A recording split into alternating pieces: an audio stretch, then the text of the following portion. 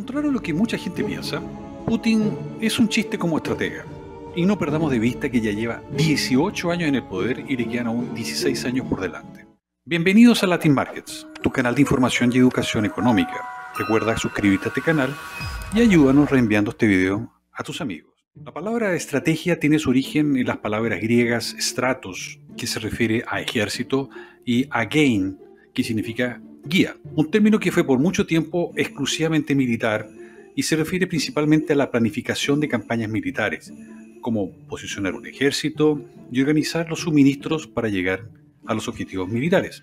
Típicamente los conflictos militares son muchísimo más que el poderío militar y se debe tener en cuenta el terreno, el enemigo, las condiciones climáticas y mucho más. Y siempre fue así. Pero después de la Primera Guerra Mundial, varios otros factores comenzaron a ser parte de la estrategia militar, tales como las comunicaciones, la política y la desinformación, entre otros, al punto que la propia palabra estrategia pasó a ser usada en otras áreas. Hoy se habla de estrategia de negocios, estrategia comercial y hasta de estrategia deportiva. El hecho es que toda estrategia militar o no presupone la existencia de uno o más objetivos a ser alcanzados en un ambiente adverso, con ejércitos, personas, juegos deportivos y que estarán disputando la misma meta, que implica típicamente un juego de suma cero. O sea, para yo ganar, mis enemigos tienen que perder.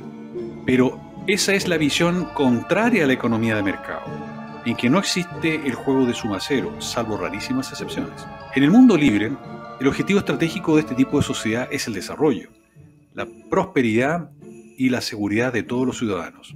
Es decir, se puede obtener mucho más para todos con cooperación y no con confrontaciones. Por otro lado, la izquierda nos quiere convencer de que la economía libre de mercado es un juego de suma cero, deconstruyendo valores fundamentales y empujándonos a confrontarnos unos con otros. Y aquí un dato innegable. Los países más civilizados recurren cada día menos a la violencia y a estrategias militares para obtener sus objetivos últimos, ya que no son adecuados para alcanzar el bienestar de los ciudadanos. Y en este punto, Putin como estratega es una tragedia completa. Su visión es mucho más parecida a la de un feudo medieval, que aún creen que jugar juegos de suma cero ayuda a la prosperidad de sus ciudadanos. Pero por alguna razón, ajeno a la realidad, algunas personas en el mundo continúan creyendo que Putin tiene una alta capacidad estratégica. Es de conocimiento público de todas las guerras en donde Putin ha participado y las situaciones catastróficas que llevó a sus militares y a la economía de su país. Pero la maquinaria de propaganda rusa disfraza estos datos con muchos recursos económicos y medios, como la cadena rusa de noticias RT, que desinforma en varios idiomas. La destrucción de Rusia por decisiones equivocadas no comenzó ahora. En el 2015, el comentarista militar Joshua Ropner publicó, entre comillas, sobre cómo lidiar con la incompetencia estratégica de Putin, cierre de comillas, en el que él nombraba un enorme número de errores estratégicos de Putin, tanto en el plano militar como en el plano político. Aún peor, de lo escrito a ese artículo del 2015, hoy es una maciza realidad muy precisa, y Rovner concluye en su artículo con que Putin causará finalmente la destrucción de Rusia en algún momento del futuro. Hoy, 7 años después, estamos viendo lo que está sucediendo, y cuando el artículo fue escrito en el 2015, Putin había recién atacado y anexado Crimea el año 2014, y en ese entonces inició una guerra híbrida, financiando los movimientos separatistas de Donbass, en Ucrania, y su éxito fue mucho menor a lo que él esperaba. El analista Rovner señala que Putin es una estrategia tan mediocre que tiene fuertes limitaciones para entender la diferencia entre objetivos militares versus objetivos políticos y económicos, ya que cuando entra la violencia, sale la economía, y así es siempre. Aparte de ello, algunos conceptos equivocados conllevan a estrategias mal construidas e inapropiadas y terminan siendo desastrosas.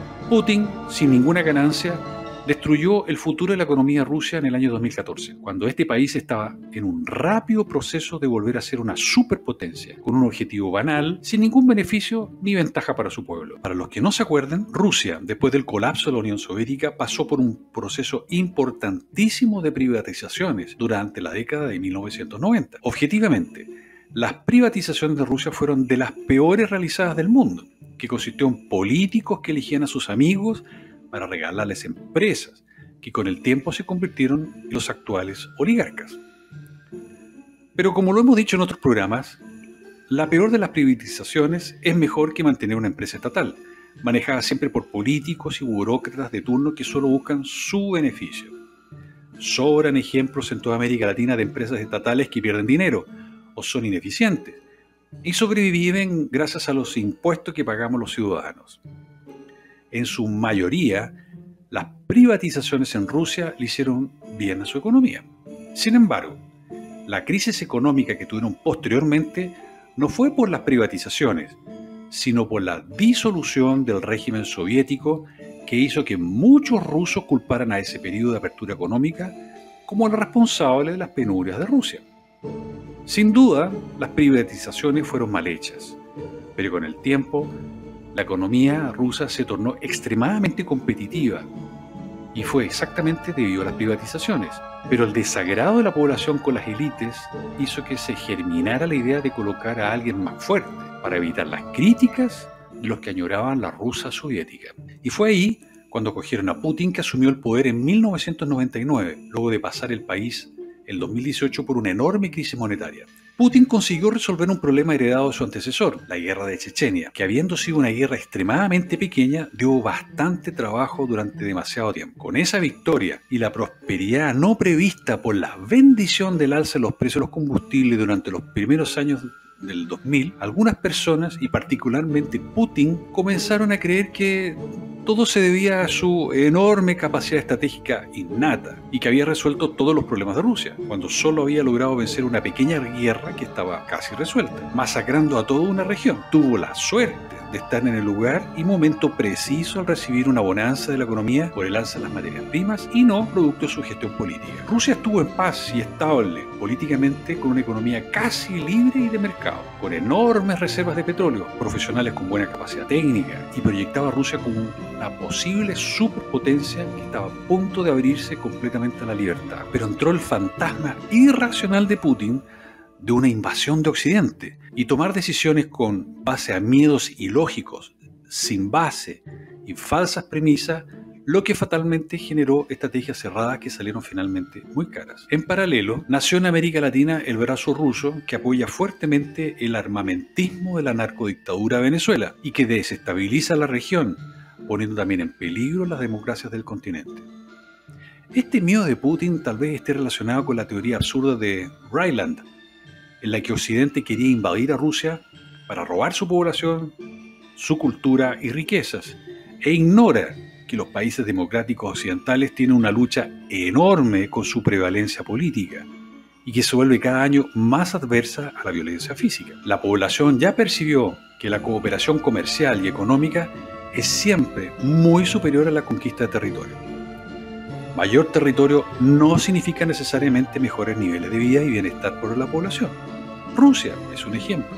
Siendo el país más grande del planeta, tiene jubilados que reciben $20 mensuales de pensión.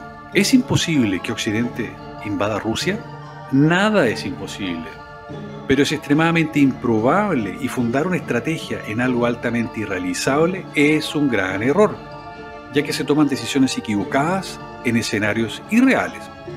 Occidente no invadirá Rusia por más que Putin lo diga, simplemente porque hace mucho más sentido desde el punto de vista electoral hacer acuerdos, intercambios comerciales, ya que hace mucho más sentido que usar la violencia física en una invasión. En el 2014 hubo en Ucrania la revolución del Maidán y el presidente elegido claramente y en forma ilegítima, Víktor Yanukovych, fue destituido por los ciudadanos que se manifestaron masivamente en las calles, en favor de otra elección que fue vencida por Petro Poroshenko. Putin temía una invasión inminente de Occidente, pero que solo estaba en su cabeza. Putin creía que todo había sido creado por Occidente y resolvió atacar y anexar Crimea.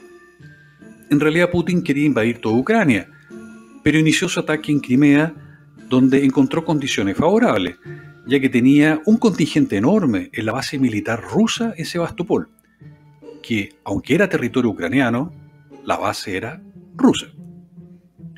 El ejército ucraniano estaba disperso y sin liderazgo en ese momento, ya que venía saliendo de una revolución, y esta acción de atacar un país democrático levantó las preocupaciones de todo el mundo y se levantaron las primeras sanciones económicas contra Rusia en el año 2014.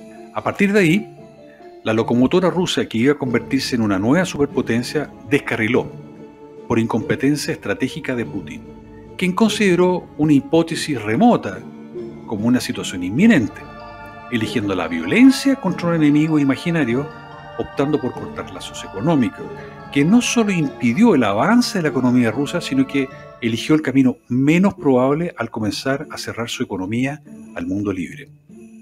Cortó lazos con Occidente y como contraparte disminuyó el interés de inversionistas extranjeros, resultando que muchas empresas tecnológicas abandonaran Rusia o limitaran sus traspasos de innovaciones. Putin, en su autopercepción de ser un brillante estratega por haber tomado Crimea el 2014, hizo que repitiera su error 10 veces mayor ahora.